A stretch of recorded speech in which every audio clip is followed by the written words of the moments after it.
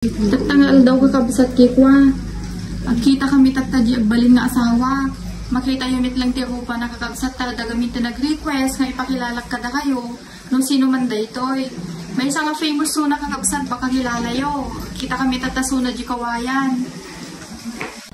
Tagog oray nakti maluganan kakabsat tano ito ayan may hanggang kawayan pang talong akwa sakayan.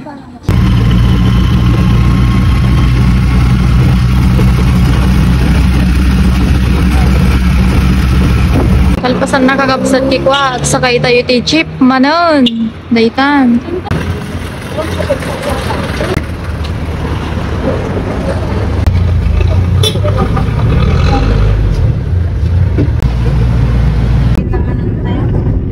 Di kaya ay din nakadanan tayo bit ng kakabsat ti kawayan dandani tayo nga makita ti hiling nyo nga makita yung di asawa ko.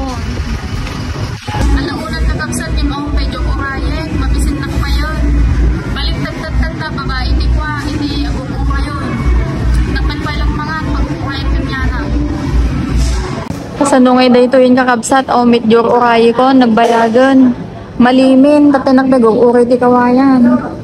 So nga, ipangan ko man latan ta ko, mabisbisinan na ko.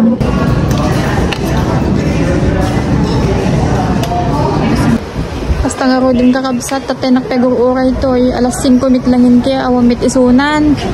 Abang garod no natiti pagparparkingan namin, gana tataki, awang pa iti-text na kanya. Baka nagbabawi mitin, madin sa atuin kakabsat.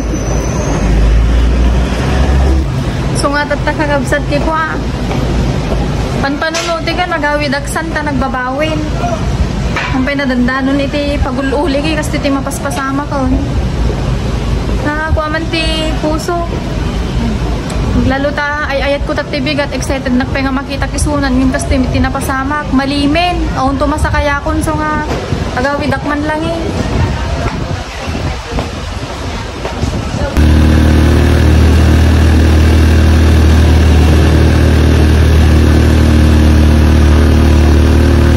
Nakaawid akong kakabsat.